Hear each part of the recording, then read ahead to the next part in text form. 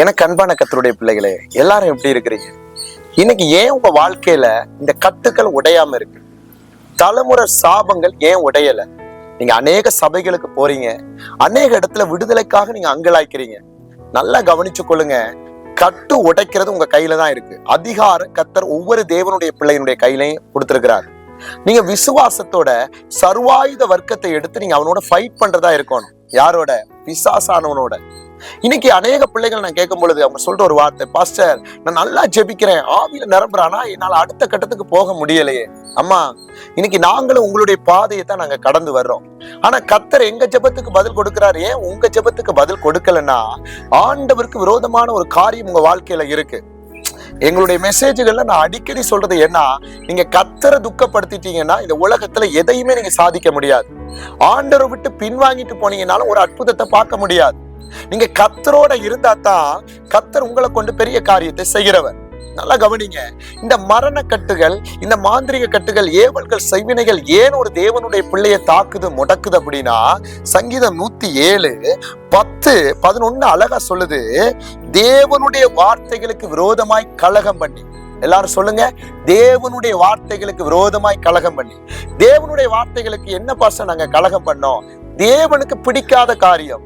தேவன் உங்களை எதற்கு வேறு பிரிச்சாரோ அதை விட்டு இந்த உலகத்துல நண்பர்களோட உங்க சுயபோகத்தை, இன்னைக்கு பாருங்க, உலகத்துல எல்லா அசுத்தங்களுக்கும் உங்க சரீரத்தை கெடுத்து பாவத்துல நீங்க ஒப்பு கொடுத்ததால நீங்க யாருக்கு விரோதமா கலகம் பண்ணிட்டீங்க?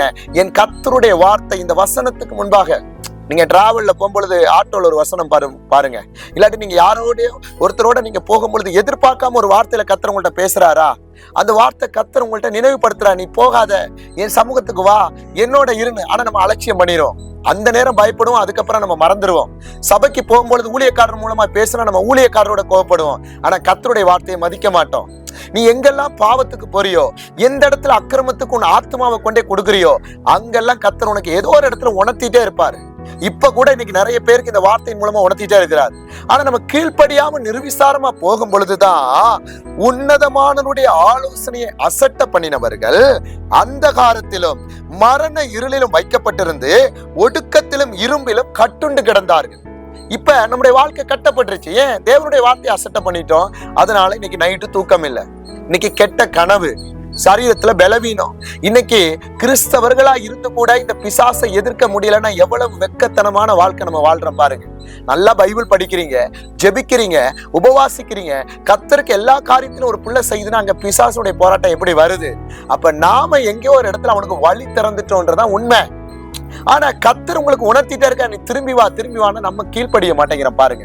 நம்ம ஆண்டவருடைய சமூகத்துல வர மாட்டேங்கிறோம். ஏன்னா நம்ம மனம் போன போக்கிலேயே போயிட்டு இருக்கிறோம். எனக்கு அன்பான தேவனுடைய பிள்ளையே, நீ அபிஷேகத்தை பெற்றவள். தேவன் உன்னை அழைத்தெடுத்தது இன்னைக்கு இந்த உலகத்துல உன்னை கொண்டு அநேக காரியத்தை கர்த்தர் செய்கிறதுக்கு. இன்னைக்கு சிந்தனை போராட்டங்கள், மன குழப்பங்கள், இன்னைக்கு அநேக சோர்வுகள் ஏன் வருதுன்னா, நீ இந்த உலகத்துல அகப்பட்டு இந்த உலக ஆசைகளுக்குள்ள உன் ஆத்மாவை ஒப்பு கொடுத்ததால. எந்த இடத்துல நீ விழுந்தியோ, எந்த இடத்துல அவருடைய வார்த்தையை அசட்ட பண்ணனியோ அதை நீ இன்னைக்கு திருந்திக் கொள்ளு. ஏன் தெரியுமா?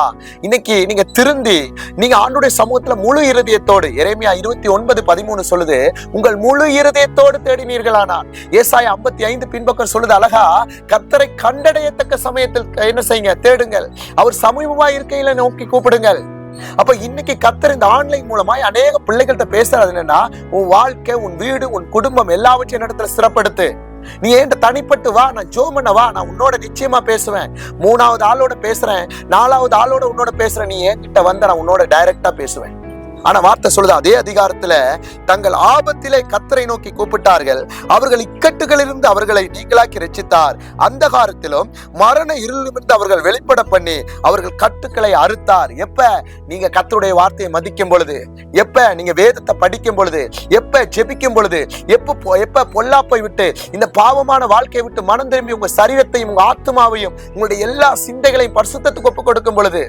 ஏன்னா இந்த மரண கன்னிகள்னு பார்க்கும் பொழுது எனக்கு நீதிமொழிகள் ஒரு வார்த்தை, நீதிமொழிகள் 14 நல்லா கவனிங்க, 26 சொல்லுது பாருங்க, 26-27, கர்த்தருக்கு பயப்படுகிறவனுக்கு திடன் நம்பிக்கை உண்டு, அவன் பிள்ளைகளுக்கு அடைக்கலம் கிடைக்கும். கவனிங்க, கர்த்தருக்கு பயப்படுதல் ஜீவ ஊற்று, அதனால் மரண கன்னிகளுக்கு தப்பலாம்.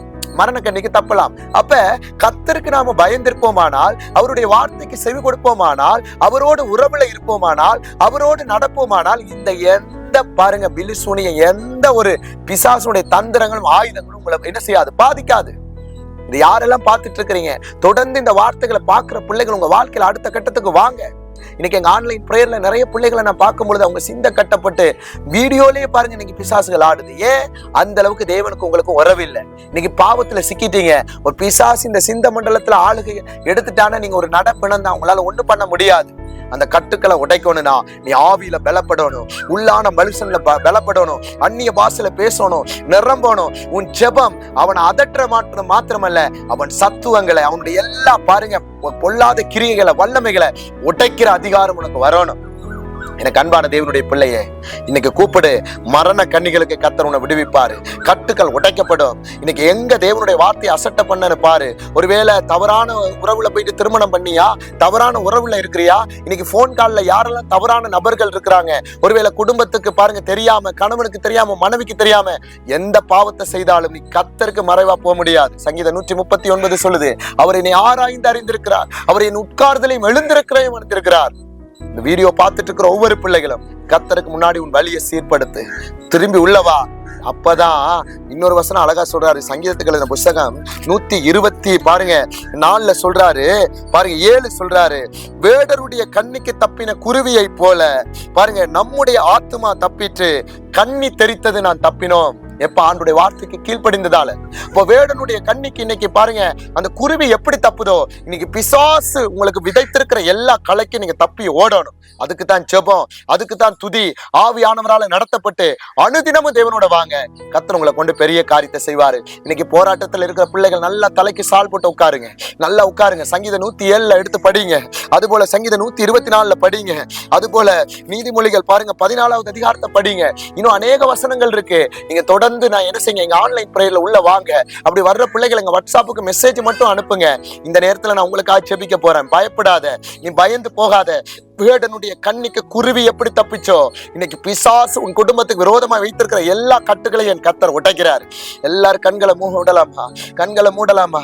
உரகடனா ரிபடனா ஹபடனா ரேத்தனரோ ஓர் ரகடினி ரீத்தினரோ மரகடா சீத்தினரோ மனகடனா ஓர் ரகடினி ரீத்தினரோ. அப்பா இந்த வீடுகள் அப்பா நான் சுத்திகரிக்கிறேன், பிள்ளைகளுடைய சிந்த மண்டலங்களை சுத்திகரிக்கிறேன், நாடி நரம்பு எலும்புகள்ல இயேசுவின் ரத்தத்தை தெளிக்கிறேன், அவனுடைய அந்தகார வல்லமைகளை இயேசுவின் ரத்தத்துல முறியடிக்கிறேன். இந்த பிள்ளைகள் பொல்லாத வழியை விட்டு என் கர்த்தர் தான், எந்த சூழ்நிலையை அவர்தான் சொல்லி என் இயேசுவை பிடித்துக் கொள்ள என் கர்த்தருடைய பாதத்துக்கு வர அப்பா இந்த பிள்ளைகள் முழுவதுமாய் தங்களுடைய இருதயத்தை தாழ்த்த நீங்க கிருபை செய்யுங்க. மன கடினத்தை உடைங்க, சோர்வுகளை உடைங்க, திரும்பவும் நீங்க நிக்க பண்ணுங்க. சோர்ந்து போகிறவங்களுக்கு நீங்க சத்துவத்தை கொடுங்கப்பா, நீங்க பரிசுத்தப்படுத்துங்க. நீர் அப்படியே செய்ய போறபடியால் நன்றி. அநேகருக்கு இந்த பிரேயர் பார்த்துட்டு இருக்கும் பொழுதே, வார்த்தைகள் கேட்கும் பொழுதே விடுதலை கொடுத்ததுக்காய் நன்றி. தொடர்ந்து அப்பா பிள்ளைகள் நீங்க காத்துக்கொள்ளுங்க, பலப்படுத்துங்க, பெரிய காரியத்தை செய்யுங்க. இயேசுவின் நாமத்தில் ஜெபிக்கிறேன் ஜீவனுள்ள நல்ல பிதாவே, ஆமென். உங்களுடைய ஜெப விண்ணப்பங்கள் முக்கியமானது ஏதாவது இருந்தா எங்களுடைய கமெண்ட் செக்ஷன்ல தெரியப்படுத்துங்க. பிரேயர்ல ஜாயின் பண்ண விரும்பினா நீங்க வாட்ஸ்அப்ல மெசேஜ் பண்ணுங்க, கால் பண்ணாதீங்க. உங்களுக்கு மெசேஜ் பார்த்தா ரீப்ளை பண்ணுவாங்க. தொடர்ந்து இந்த வார்த்தைகளை பாருங்க, பார்க்கிறது மாத்திரமல்ல ஒவ்வொருத்தருக்கு ஷேர் பண்ணுங்க. நீங்களும் மாறுங்க, கர்த்தர் பெரிய காரியத்தை செய்வார். God bless you.